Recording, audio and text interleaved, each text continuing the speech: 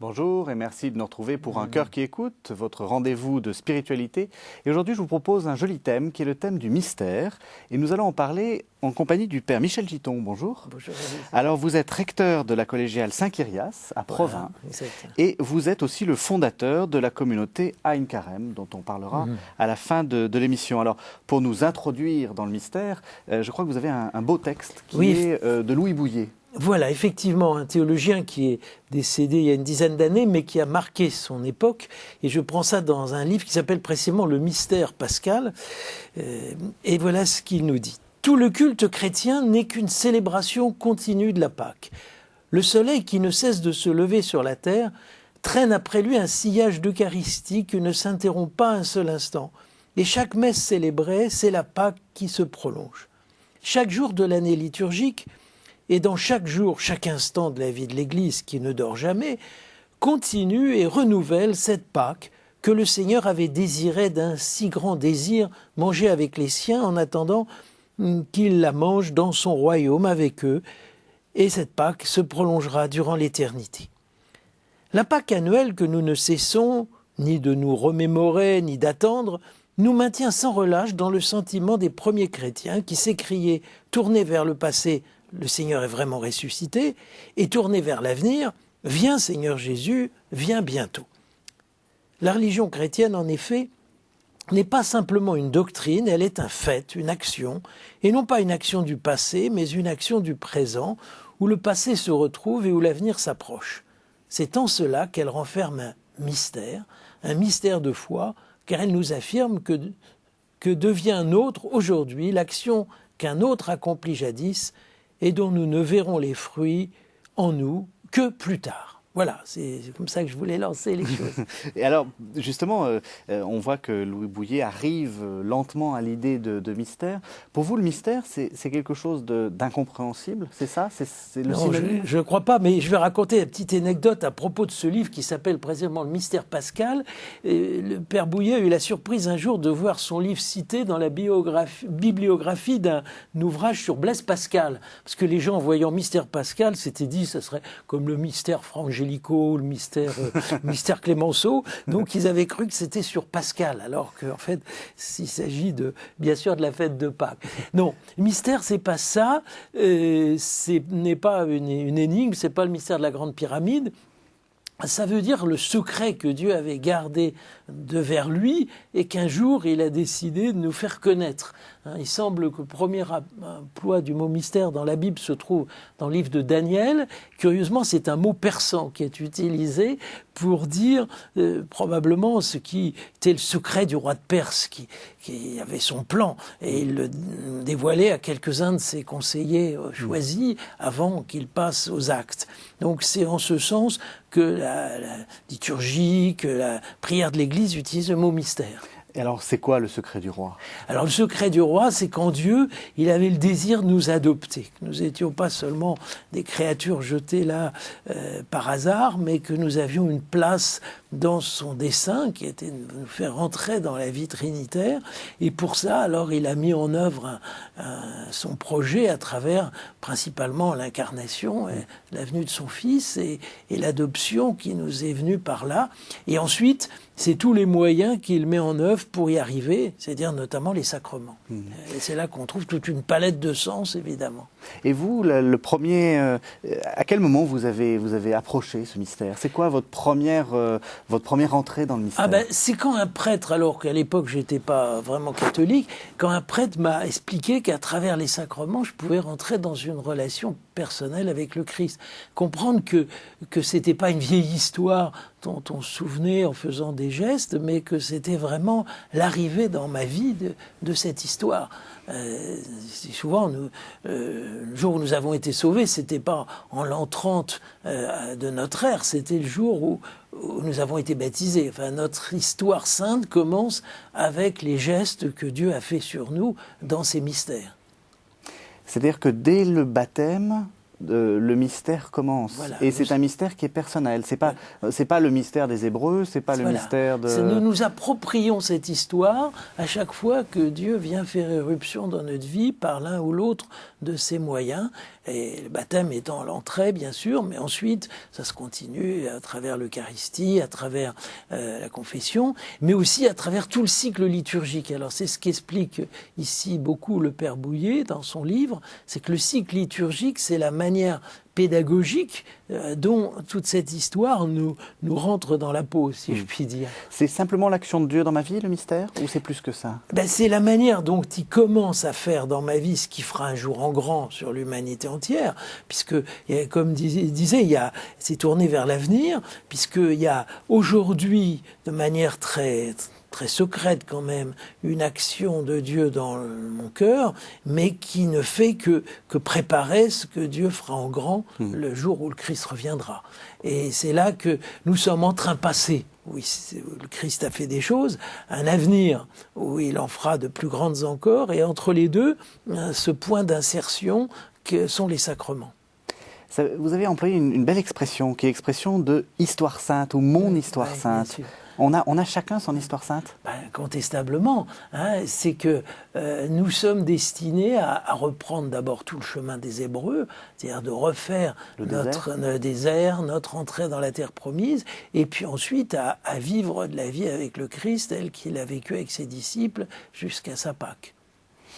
Pour vous, le lieu le plus important du mystère, c'est quoi? C'est la liturgie, c'est la messe? Incontestablement la liturgie, qui est le moment où nous nous approchons le plus près de cette histoire-là.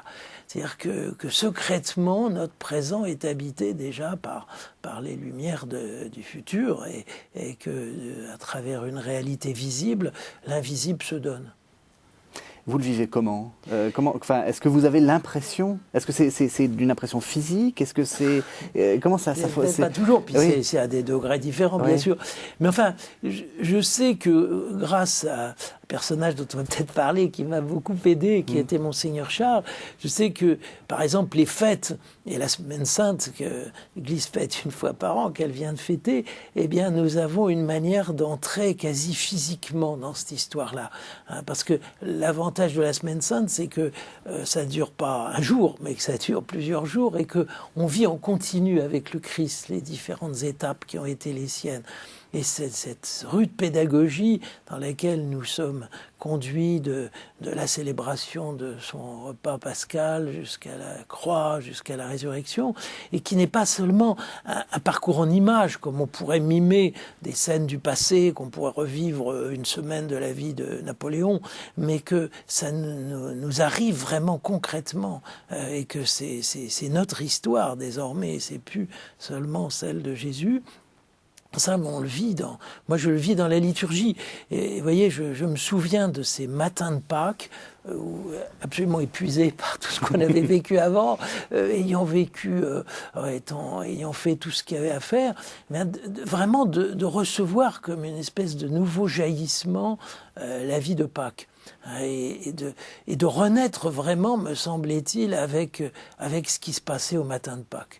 J'ai comme ça une histoire que je peux raconter parce que je me souviens d'un jour, alors nous avions en ce temps-là l'habitude souvent de faire des semaines saintes à l'étranger en entraînant beaucoup de jeunes, et alors on vivait dans des églises prestigieuses, les grands offices de la Semaine Sainte.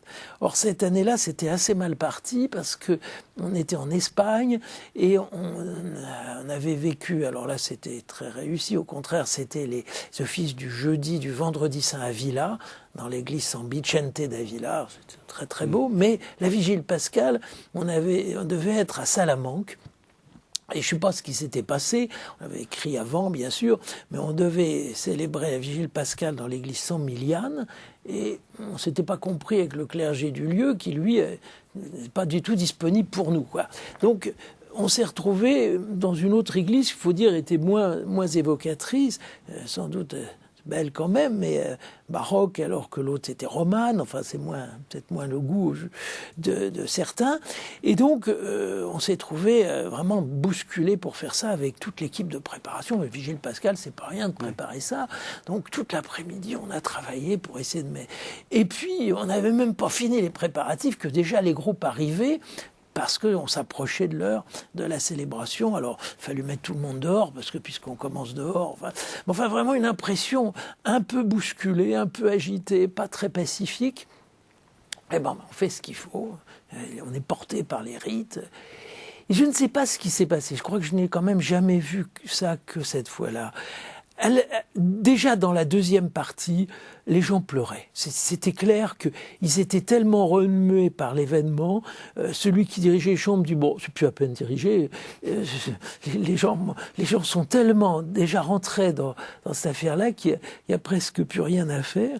Et je me souviens qu'à la sortie, la vie du ressuscité était tellement dans tous les membres que on a vu des groupes qui étaient moins jeunes, parce qu'il y avait des jeunes, mais il y avait des moins jeunes aussi, et n'ont même pas pris leur car pour entrer. Ils sont entrés à pied alors qu'ils étaient à 3 kilomètres de là. Enfin, on a vu quelque chose d'étonnant, une espèce de joie, de surabondance qui venait. Et pourtant, nous n'avions rien fait d'extraordinaire que célébrer les rites, et encore, je dis, dans des conditions peut-être moins faciles que les autres fois. Qu'est-ce qui s'était passé? Ben voilà, et le mystère, c'est-à-dire ce fait qu'au moment où visiblement nous mettions nos pas dans ceux de la liturgie, on disait les prières prévues par le rituel, on faisait vraiment que ce qu'il y avait à faire, sans rien rajouter, eh bien voilà, nous étions rejoints par l'invisible, et que le Christ ressuscité prenait notre assemblée et la malaxait pour en faire autre chose. Mais alors, je voudrais qu'on creuse un peu ce rapport entre mystère et liturgie. Pourquoi est-ce que la liturgie révèle le mystère? Vous avez dit,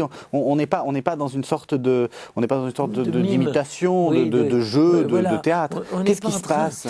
C'est que d'une part, nous faisons quelque chose qui n'est pas de nous, puisque nous ne faisons que nous inscrire dans ce que l'Église d'aujourd'hui nous donne comme prière, comme geste. C'est cette dépossession de soi. Voilà, dépossession de soi.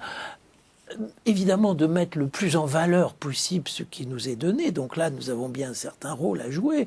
Moi, je ne suis pas pour les liturgies rabougries où on fait le minimum, mais j'essaie de lui ordonner tout le prestige qui peut s'y attacher.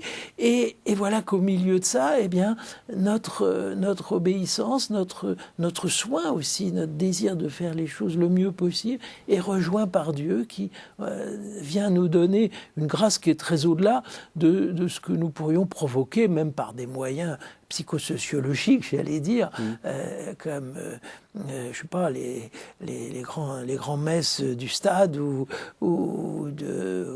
du Troisième Reich. Enfin, donc nous sommes là tout simplement en train de nous couler dans quelque chose qui nous est donné, que nous essayons de vivre le mieux possible, et à ce moment-là, Dieu fait autre chose. Alors je dis souvent aux gens, notamment quand on approche des fêtes, vous allez voir, vous arrivez là, vous avez préparé le mieux que vous pouvez. Si c'est avant Noël, vous avez essayé de faire l'avant le mieux que vous pouviez. Si c'est avant Pâques, vous avez essayé de faire le carême. Et puis, il va y avoir un moment où le Seigneur va prendre tout ce que vous faites et vous allez être roulé comme un caillou, et il va faire son œuvre avec ce que vous êtes, et généralement de vous donner une grâce tout à fait inattendue qui jaillira de ces jours ou de ces heures passées. Et évidemment, plus on en aura passé, plus on sera préparé, plus on aura fait les choses le mieux possible, plus quand même il y a des chances qu'il se passera quelque chose. Mais enfin, parfois, c'est vraiment sans rapport.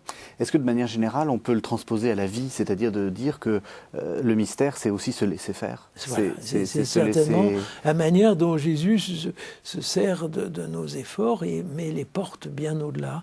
Et quand nous lui avons lâché les commandes, il fait évidemment en nous bien plus que ça. Parce que, évidemment, le mystère liturgique ne se vit pas que dans la liturgie. Il est clair que quelqu'un, par exemple, qui est malade ou qui doit vivre l'épreuve de sa santé, peut le vivre comme une participation au mystère du souffrant du Christ, et connaître des grâces de force, de lumière étonnante, et qu'à la limite toute notre vie devient liturgie et devient participation à la vie du Christ. Mais la liturgie proprement dite est la face la plus visible de ça.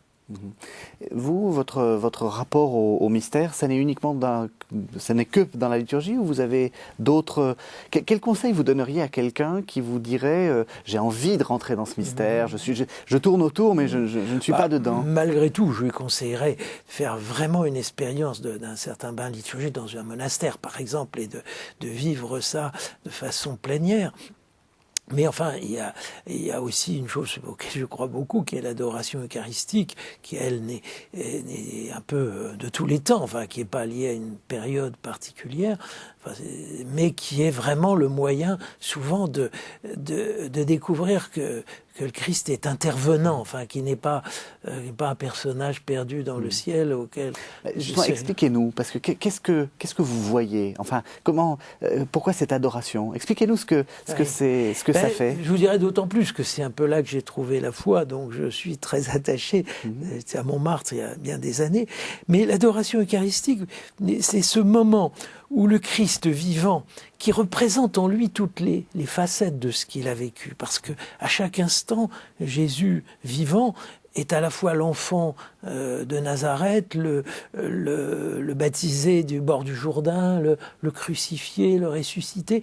Donc toute cette richesse intérieure qui est la sienne, qu'il n'a pas perdue. L'ascension ne l'a pas déshumanisé, il n'est pas devenu un ectoplasme le jour de l'ascension. Donc il y a en lui encore toute cette richesse de vie qu'il habite. Et si je me branche sur lui par cette attention, parce que l'adoration eucharistique appelle de notre côté une certaine attention, elle la facilite d'ailleurs.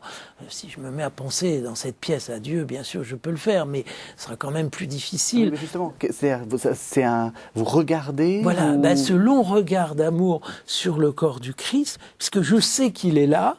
Bien sûr, je ne vois pas grand-chose, je vois une extrême pauvreté, mais...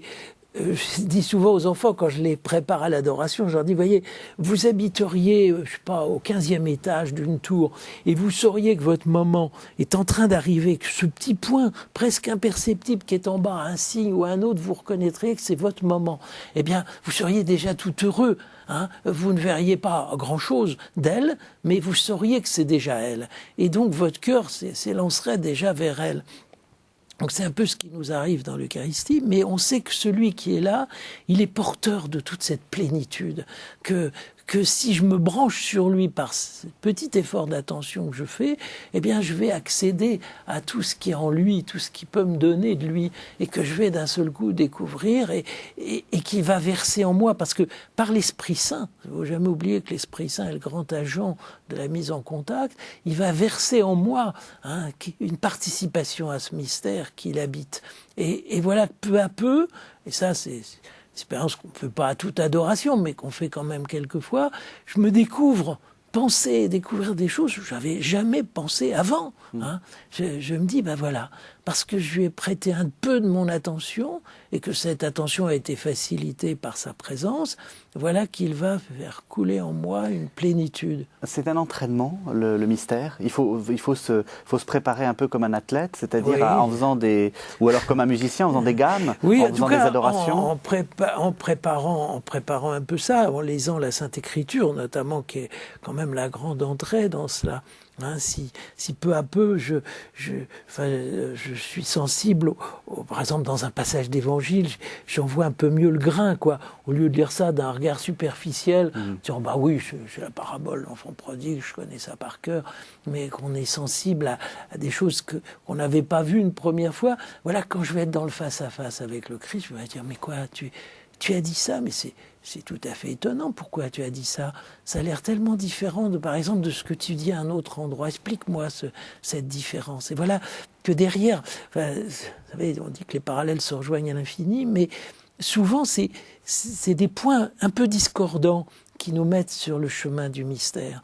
On découvre qu'au lieu d'une idée simple et un peu banale, on découvre une richesse, une plénitude qui est située à l'infini. Derrière ces deux parallèles que je ne peux pas tenir dans une synthèse immédiate, voilà que je devine une richesse qui est incommensurable. Je ne suis pas en train de me situer justement face à une énigme indéchiffrable, mais face à une plénitude dont j'ai deux échos. Qui résonnent l'un avec l'autre. Alors, ma question, et c'est la question que j'avais en entrant dans cette émission, parce que on parle de mystère, et vous avez parlé de mystère pascal, ça me fait penser à la pensée justement de Pascal, le Dieu qui se cache. Pourquoi est-ce que Dieu ne nous apparaît pas comme ça? Enfin, pourquoi est-ce qu'il joue avec nous, et pourquoi il se cache? Parce que d'abord, s'il apparaissait comme il est, on serait écrasé par la splendeur de sa gloire, on serait carbonisé.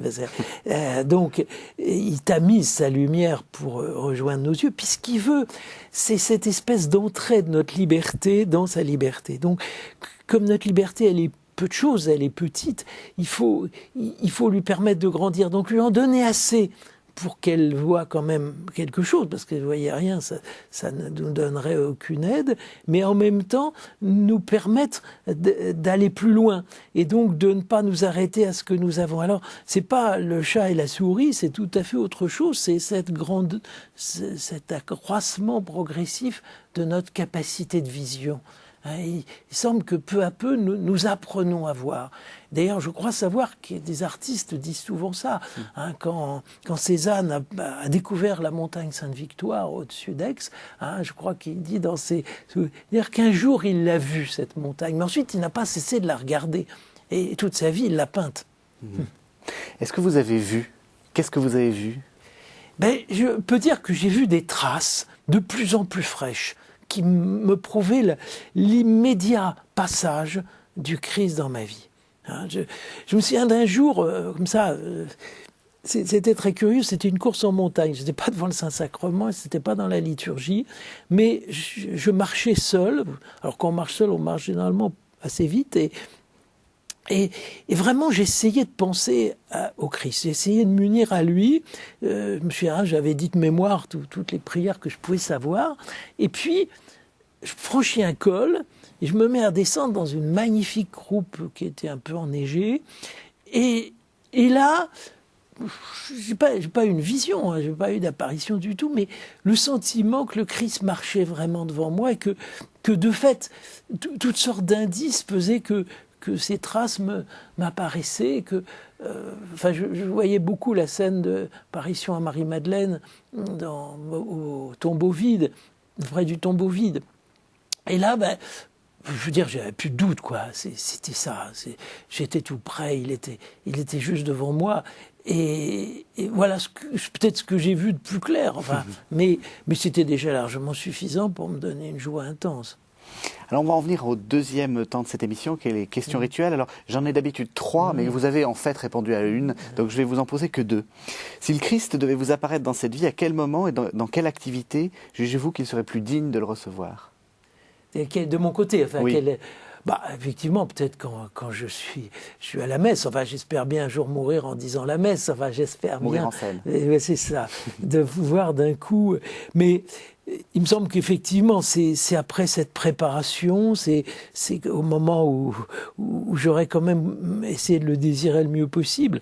Il me surprendra de toute façon, je sais bien que je serai jamais prêt, mais il me semble quand même que j'aimerais que ça soit au moment où peut-être au moment de la fête de Pâques, je suis prêt à dire la messe. Et au jour du jugement, qu'aimeriez-vous qu'il vous dise? J'ai pas trop mal passé à côté de ce qu'il me demandait, quoi. Que je l'ai pas trop déçu. Il nous reste quelques minutes. Parlez-nous un peu d'Ain Carême, la communauté que vous avez fondée. Il y a bien un rapport avec ça. Je vais vous raconter une histoire, encore une. J'étais séminariste à l'époque et mes parents aimaient bien me profiter des vacances pour m'avoir un peu. Je suis leur fils unique, j'étais leur fils unique parce qu'ils sont décédés, et ils m'avaient amené cette année-là à Poitiers, une belle ville, et donc on avait passé 3-4 jours pour visiter la ville, les environs, etc. Et moi, comme séminariste, je voulais avoir la messe tous les jours. J'ai fait cette expérience assez désagréable de chercher une messe. J'ai trouvé, bien sûr, mais c'est des conditions qui étaient vraiment pas bien belles, quoi. Alors la messe, c'est la messe, mais c'était une arrière-sacristie humide avec trois vieilles dames qui étaient là, très, très émouvantes, sans doute, un morceau de cierge sur l'autel. Et je voyais ces splendeurs de ces églises et j'imaginais ce qu'on pouvait faire, d'une liturgie qui mettrait vraiment en valeur ces très belles églises. Et donc c'est ça votre Voilà. Votre et je me projet. suis dit, il faudrait qu'il y ait un jour une communauté, avec beaucoup de jeunes évidemment, je pensais à des étudiants, on se donnerait rendez-vous et d'un coup on se mettrait à faire vivre ces lieux, on chanterait des vêpres grandioses, on ferait des processions, et de se dire la liturgie, si elle était bien utilisée, pourrait être incontestablement un moyen d'évangélisation. Et alors vous y êtes arrivé aujourd'hui ? Écoutez, on y est arrivé quelques fois, jamais autant qu'on aurait voulu, mais quelques années plus tard, pas loin de là, à Angoulême, l'évêque d'Angoulême nous a appelés à animer une semaine sainte. Et ça a été étonnant. Alors on retrouve donc votre communauté sur le net, sur Bien Internet. sûr. Alors il suffit de taper Aïn Karem, alors A-I-N K-A-R-E-M, et pas ni Aïn ni Karim. Voilà, et on vous retrouve assez facilement avec les rendez-vous qui sont les nôtres. Et puis notamment là, cet été, l'évêque d'Avignon, l'archevêque d'Avignon nous appelle pendant le festival à animer une semaine, dans cette semaine, animer une église, avoir des activités à la fois justement liturgiques et de prise de parole dans la rue. Et donc on vous y retrouverait. Ouais, merci beaucoup, Père Michel Giton. Merci de nous avoir suivis. Au revoir.